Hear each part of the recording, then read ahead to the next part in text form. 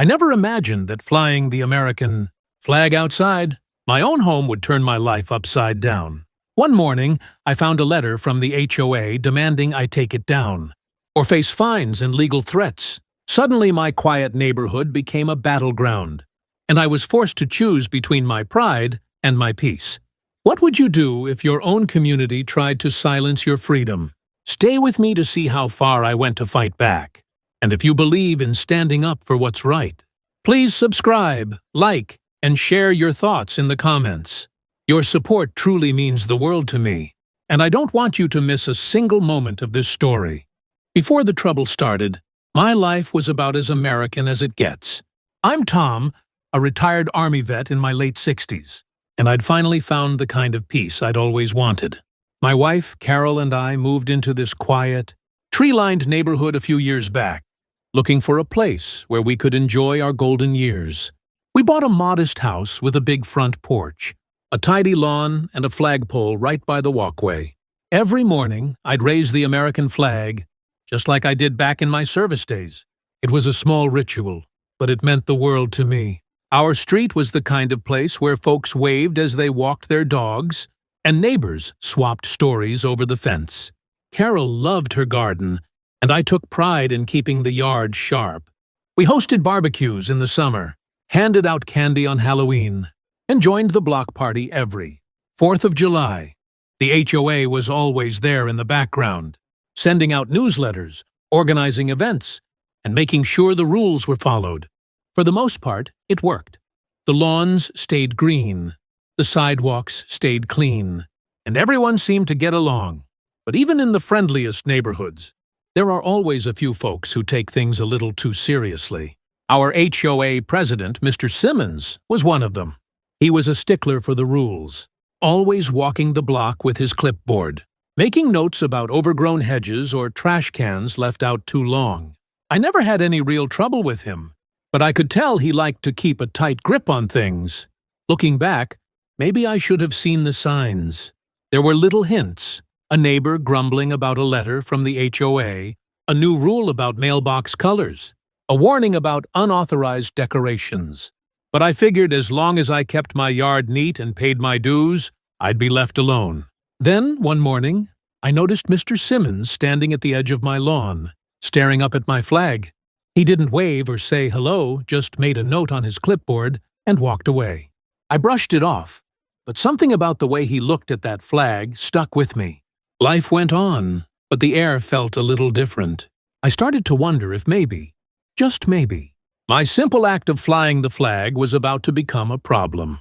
And I had no idea just how far the HOA would go to make their point. At first, I thought it was just a misunderstanding. The day after I saw Mr. Simmons eyeing my flag, a letter showed up in my mailbox. It was from the HOA, stamped official, with my name in bold at the top. The message was short and to the point. Your flagpole and flag are not in compliance with HOA guidelines. Please remove them within 7 days to avoid fines. No explanation, no conversation, just an order. I'll admit, I was stunned. That flag had been flying in my yard since the day we moved in. I'd seen plenty of other flags in the neighborhood. Seasonal banners, sports teams, even a few garden flags with funny sayings. But mine was the only American flag on a pole, and apparently, that was the problem. I called the HOA office, hoping to clear things up. The woman on the phone was polite but firm. "It's a new rule," she said. "No permanent flagpoles in front yards. You can display a flag on a bracket attached to your house, but not on a standalone pole." I asked when this rule had been passed, and she just said, "It's in the updated guidelines. You should have received a copy." I checked my mailbox, my email, even the HOA website. No mention of a new flagpole rule. I asked a few neighbors, and none of them had heard about it either. That's when I realized this wasn't just about the flag, it was about control. I decided to stand my ground. I left the flag up, figuring the HOA would come to their senses. Instead, the next letter came with a $100 fine. The one after that threatened legal action. Carol started to worry. "Maybe it's not worth the trouble," she said. "We could just move the flag to the porch." but I couldn't shake the feeling that if I gave in now, it would only get worse. The pressure started to build. Mr. Simmons began stopping by more often, sometimes with other board members in tow. They'd stand at the edge of my lawn, talking in low voices, glancing at the flag, jotting notes on their clipboards. One afternoon, I caught them taking pictures of my house. When I confronted them, Mr. Simmons just smiled and said, "We're documenting violations, Tom. Nothing personal." But it felt personal.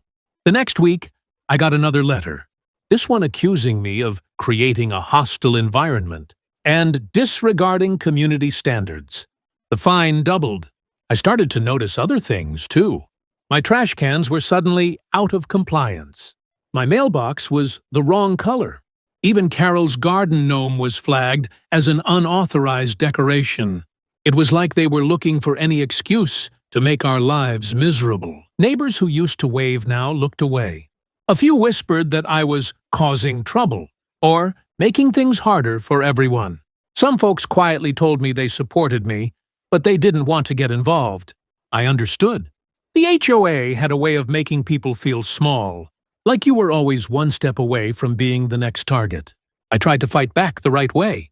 I went to the next HOA meeting, armed with copies of the bylaws and photos of other flags in the neighborhood. When my turn came to speak, I laid it all out. How the rule hadn't been properly announced, how it seemed to be enforced only against me, how the American flag should be a symbol of unity, not division. Mr. Simmons listened with that same tight smile. When I finished, he said, "The board has already voted, Tom. The rule stands. If you don't comply, we'll have no choice but to escalate." A few board members looked uncomfortable, but no one spoke up. That night, I couldn't sleep. I kept thinking about all the years I'd spent serving my country, all the sacrifices I'd made, and now I was being told I couldn't fly the flag in my own yard. Carol tried to comfort me, but I could see the worry in her eyes. "What if they really take us to court?" she asked. "What if we lose the house?" I started documenting everything, every letter, every fine, every conversation. I took photos, saved emails, and kept a journal of every interaction with the HOA. I even reached out to a local veterans group, hoping they might have some advice. They were outraged by my story and offered to help spread the word. That's when things really started to heat up. The local news got wind of the story, and a reporter showed up at my door. I told her everything, and the next day, my face was on the evening news. Suddenly, the whole town was talking about the HOA that banned the American flag. Some people called to offer support. Others sent angry emails to the HOA. The board tried to do damage control, but the story had already taken on a life of its own. The pressure on the HOA grew. At the next meeting, the room was packed. Neighbors, reporters, even a few folks from out of town. I stood up again, this time with a stack of letters from supporters and a petition signed by dozens of residents. I could see the board squirming, but Mr. Simmons held firm. "The rule is the rule," he said. "We can't make exceptions." But cracks were starting to show. One board member, Mrs. Evans, spoke up. "I don't think this is what we intended," she said. "We never voted on a flag ban. I think we need to revisit this." A few others nodded in agreement, but Simmons shut her down. "We'll discuss it in private," he said. The next day, I got a letter from the HOA's lawyer threatening a lawsuit if I didn't remove the flag. Carol was scared. "Maybe we should just give in," she said. But I couldn't. Not after everything we'd been through. I decided to take it to the next level. I contacted a lawyer, and with the help of the veterans group, we filed a formal complaint against the HOA. The story made national news. People from all over the country sent messages of support. Some even offered to help pay our legal fees. The board called an emergency meeting. This time the room was overflowing. Neighbors who'd never spoken up before stood with me, demanding answers. The board tried to explain, but the crowd wasn't having it. "Why are you targeting Tom?" someone shouted. "Why can't we fly the flag?" Mr. Simmons tried to regain control, but it was too late. The board was forced to hold a vote, right there in front of everyone. The result was overwhelming. Almost everyone wanted the flag rule overturned. But Simmons wasn't done. He stormed out of the meeting, vowing to fight the decision. The next morning, I found my flagpole knocked over, the flag torn and lying in the dirt. I felt a mix of anger and sadness, but also a new sense of determination. This wasn't just about me anymore. It was about standing up for what was right. I replaced the flag, fixed the pole, and called the police to report the vandalism. The story made the news again, and the outpouring of support was even greater. The board, now under intense scrutiny, called another meeting to officially rescind the flag, ban and issue a public apology. But the fight had taken its toll. Carol and I were exhausted, and the neighborhood would never be quite the same.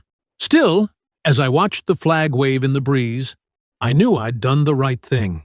And just when I thought it was over, I got a letter in the mail. This time, not from the HOA, but from someone I never expected. What was inside would change everything, and I realized the real battle was just beginning. The morning after my flag was torn down, I stood in my yard, staring at the shredded fabric and the bent pole. The sun was just coming up, casting long shadows across the lawn. But I felt like I was standing in the middle of a storm. Carol came out, wrapped her arm around me, and for a moment, we just stood there in silence. I could see the pain in her eyes, the exhaustion from months of fighting, but also a flicker of pride. We'd come too far to back down now. I called the police, filed a report, and took photos of the damage. The officer who showed up was sympathetic.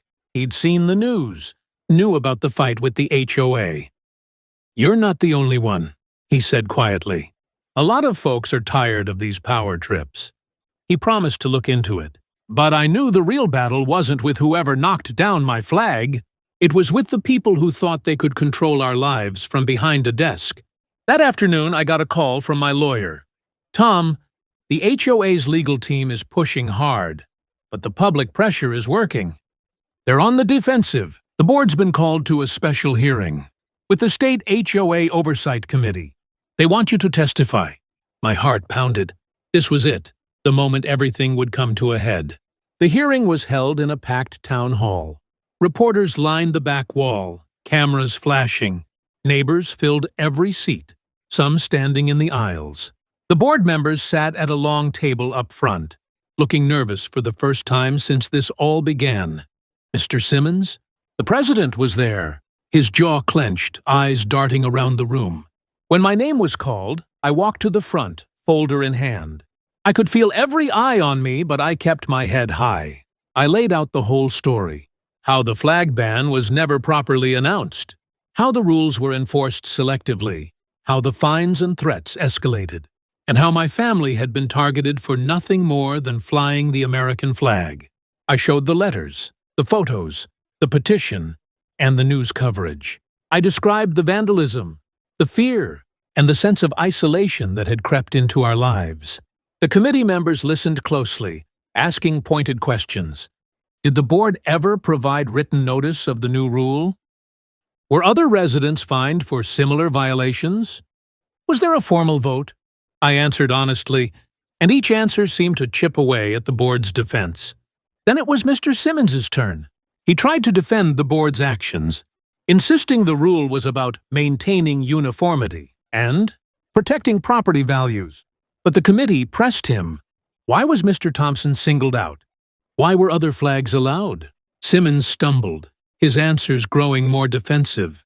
The crowd murmured, and I could see the tide turning. Then, something unexpected happened. Mrs. Evans, the board member who'd spoken up at the last meeting, stood up. "I can't do this anymore," she said, her voice trembling. "We never voted on a flag ban. Mr. Simmons pushed it through on his own. He told us it was temporary, that it wouldn't affect anyone. I'm sorry, Tom. I should have said something sooner." The room erupted.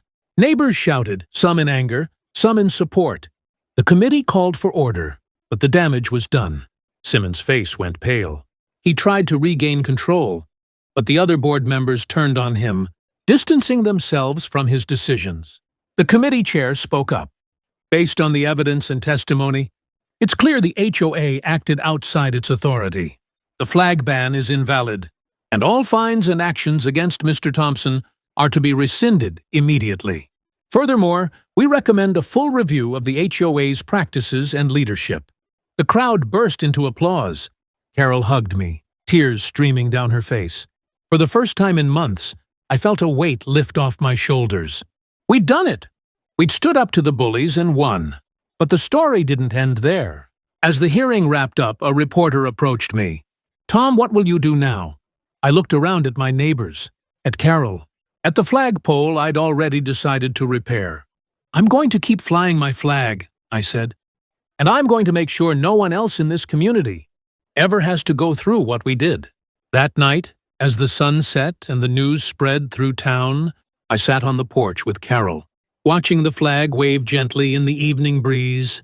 Neighbors stopped by to congratulate us, some bringing food, others just offering a handshake or a word of thanks. The sense of community that had been missing for so long was back, stronger than ever. But as I looked out over the yard, I knew there was still work to be done. The HOA would need new leadership, new rules, and a new sense of purpose, and I was ready to be part of that change. Just as I was about to head inside, I noticed a car pull up across the street. Mr. Simmons stepped out, looking defeated. He walked over, hands in his pockets, and for a moment, we just stared at each other. Finally, he spoke. "I was wrong, Tom. I let the power go to my head. I'm sorry for everything." I nodded, not sure what to say. Part of me wanted to be angry, to hold on to the grudge, but another part of me knew that forgiveness was the only way forward. "We all make mistakes," I said quietly. "What matters is what we do next." Simmons nodded, turned, and walked away. I watched him go, feeling a strange mix of relief and sadness. The fight was over, but the scars would take time to heal. As I sat back down, Carol squeezed my hand. "You did the right thing," she said. "For all of us." I looked up at the flag, illuminated by the porch light, and felt a surge of pride. We'd faced the worst, and we'd come out stronger. But I couldn't help but wonder, what would happen the next time someone tried to push their power too far? Would the community stand together, or would fear win out? The answer, I realized, would depend on all of us. And as the night settled in, I knew one thing for sure. I wasn't done fighting for what was right. Not by a long shot. The days after the hearing felt like a new beginning, but also a time for reflection. For months, Carol and I had lived under a cloud of stress, uncertainty, and fear. Now, with the flag ban overturned and the board exposed, the air felt lighter, as if the whole neighborhood had taken a deep breath for the first time in a long while. The first thing I did was repair the flagpole. I spent a Saturday morning digging out the bent metal, setting a new post in concrete, and raising a fresh American flag. Carol stood beside me, her hand on my shoulder, and a few neighbors gathered to watch. Some clapped, others just nodded, but everyone seemed to understand the significance of that moment. It wasn't just about a piece of cloth on a pole. It was about standing up for what's right, for the freedom to be yourself in your own home. The neighborhood changed almost overnight. People who had kept their distance during the conflict now stopped by to offer congratulations or apologies. Some admitted they'd been afraid to speak up, worried the HOA would turn on them next. Others said they simply hadn't realized how bad things had gotten. There was a sense of relief, but also a new determination to make sure nothing like this ever happened again. The State Oversight Committee didn't stop with the flag ban. They launched a full investigation into the HOA's practices, reviewing every fine, every rule change, and every complaint from the past 5 years. What they found was a pattern of abuse, selective enforcement, secret votes, and a culture of intimidation that had gone unchecked for too long. Mr. Simmons resigned from the board, and several other members followed. The HOA was forced to hold new elections, this time with real transparency and input from the entire community. I was asked to run for the board, and after some thought, I agreed. I didn't want power. I just wanted to make sure no one else went through what Carol and I had endured. The new board was a mix of old faces and new, but everyone shared a commitment to fairness, openness, and respect. We rewrote the bylaws, making sure every rule was clear, reasonable, and voted on by the residents. We set up regular town hall meetings, where anyone could speak their mind without fear of retaliation. Carol got involved too, joining a committee to plan community events and welcome new neighbors. She found joy again in her garden, and I saw the old spark return to her eyes. We started hosting barbecues again, inviting everyone, old friends and new faces alike. The sense of isolation that had crept in during the worst of the conflict was replaced by a new spirit of togetherness. But the scars didn't disappear overnight. There were still moments when I'd tense up at the sight of an official-looking envelope in the mailbox, or when Carol would glance nervously at the front yard, half expecting another letter or fine. It took time to rebuild trust, not just with the HOA, but with our neighbors, and even with ourselves. We talked a lot about what we'd been through, about the fear and anger, but also about the strength we'd found in each other. The story spread beyond our neighborhood. Local news outlets followed up, sharing updates on the changes in our community. I was invited to speak at a veterans group, where I met others who had faced similar battles with HOAs or local governments. Some had won, others were still fighting, but all of them understood the importance of standing up for your rights, even when it feels like the odds are stacked against you. One of the most powerful moments came a few months later, on Memorial Day.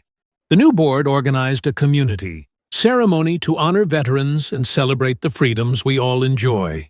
Neighbors gathered in the park, children waved small flags, and for the first time, the HOA provided free flag kits to anyone who wanted to display one at their home. I was asked to say a few words, and as I looked out at the crowd, at Carol, at my neighbors, at the new board, I felt a deep sense of gratitude. I spoke about what the flag meant to me, not just as a symbol of my service, but as a reminder of the values we all share: freedom, respect, and the courage to do what's right.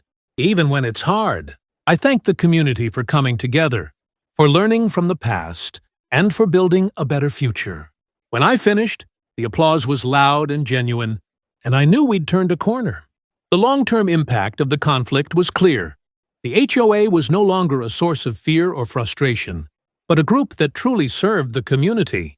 Residents felt empowered to speak up, to question decisions, and to hold leaders accountable. The days of secret rules and selective enforcement were over. Instead, there was a new culture of openness, where everyone had a voice and a stake in the neighborhood's success. Carol and I found a new appreciation for the simple things: quiet mornings on the porch, the sound of laughter at a block party, the sight of the flag waving in the breeze. We knew we'd been tested, and we'd come out stronger, both as individuals and as a couple. The experience brought us closer, reminding us that no matter what challenges we faced, we could get through them together. Looking back, I realized that the real victory wasn't just about keeping the flag or winning a fight with the HOA.